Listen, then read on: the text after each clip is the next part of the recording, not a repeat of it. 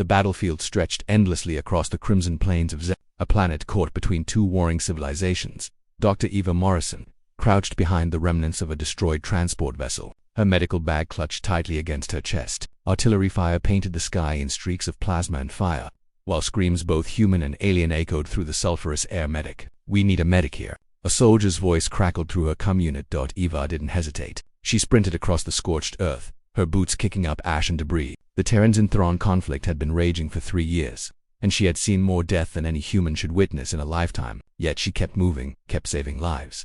Because that was what doctors did. Even in hell. She reached the coordinates and froze. Before her lay not a human soldier, but a Zintheran warrior. The alien's katana's exoskeleton was cracked and bleeding a luminescent blue fluid. But this was no ordinary soldier. The intricate bioluminescent patterns across her carapace, the ceremonial markings along her mandibles, and the ornate neural crest rising from her head identified her immediately. Queen Sh, the supreme commander of the Zintheran forces.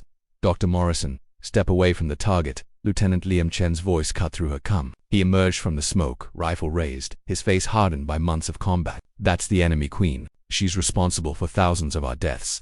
Ava's hands trembled, but her voice remained steady. She's wounded, Liam. I took an oath. An oath to save humans, not the aliens trying to exterminate us. Eva ignored him, dropping to her knees beside the dying queen. Shavara's compound eyes flickered, struggling to focus.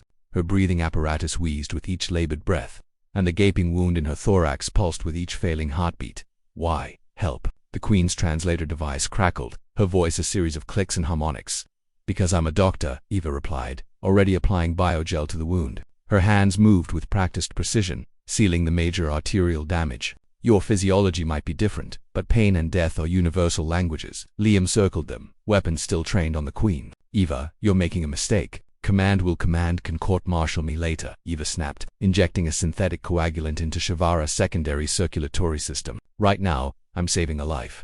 The queen's mandibles clicked rapidly, her translator struggling to keep pace. Your name? Eva Morrison. Ava's hands paused momentarily. Yes, why? Shavara's entire body went rigid, her bioluminescent patterns flashing in rapid succession, a display Eva had never seen before. The queen's three-fingered hand shot out with unexpected strength, gripping Ava's wrist. Not violently, but with something that resembled reverence. Impossible, the queen whispered, her translator voice trembling. The healer of Callisto Station. You are her.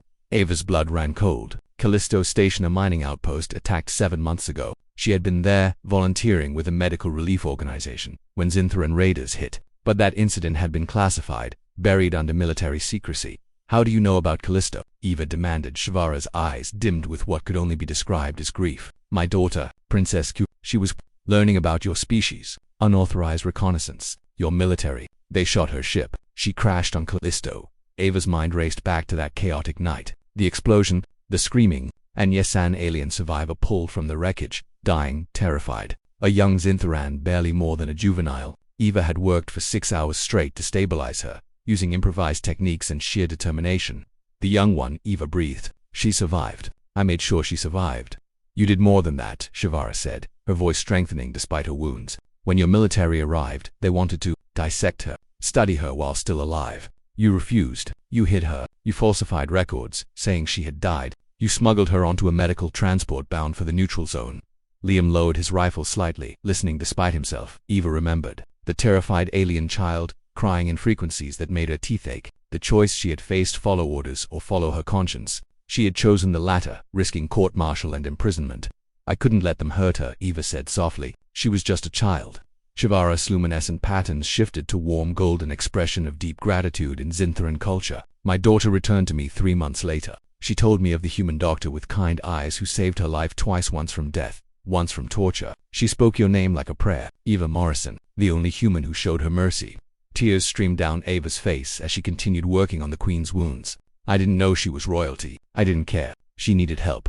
And now I understand, Shavara said, her voice carrying a weight of realization. Humans are not the monsters my advisors claimed. If one human, in the midst of war, could show such compassion to her enemy's child, then perhaps this war is built on lies. Liam finally lowered his weapon completely. Ma'am Queen, what are you saying? Shavara's mandibles clicked in what their databases identified as a laugh. I am saying, young warrior, that this doctor has done what 1,000 diplomats could not. She has shown me that peace is possible. Eva finished sealing the last wound, her medical training overriding her emotional turmoil. You'll live, but you need proper medical facilities. Both our species' technology combined could. Yes, Shivara interrupted. Combined, that is the word we have been missing. Not conquered, not destroyed, combined.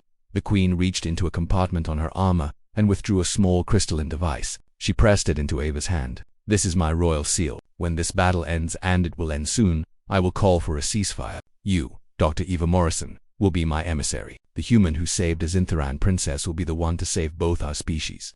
3 weeks later, Eva stood in the neutral conference chamber aboard the diplomatic vessel Harmony. To her left sat human ambassadors, to her right, Zintheran nobles, and directly across from her sat Queen Shivara, fully healed. With Princess Kivara beside her, the young Zintheran's eyes met Ava's, and her bioluminescent patterns flashed in recognition and joy. Liam, now assigned as Ava's military liaison, whispered, "You know you're about to make history, right?" Eva smiled, thinking of all the lives that would be saved, all the families that would remain whole. "I'm just doing what I've always done, Liam, healing wounds." "Even the ones between worlds?" he asked. "Especially those," she replied, as the first peace treaty in 3 years was placed before them, waiting to be signed. In the end, it wasn't weapons or warriors that ended the war. It was one doctor who refused to see enemies, only patients. And in saving one life, she saved billions.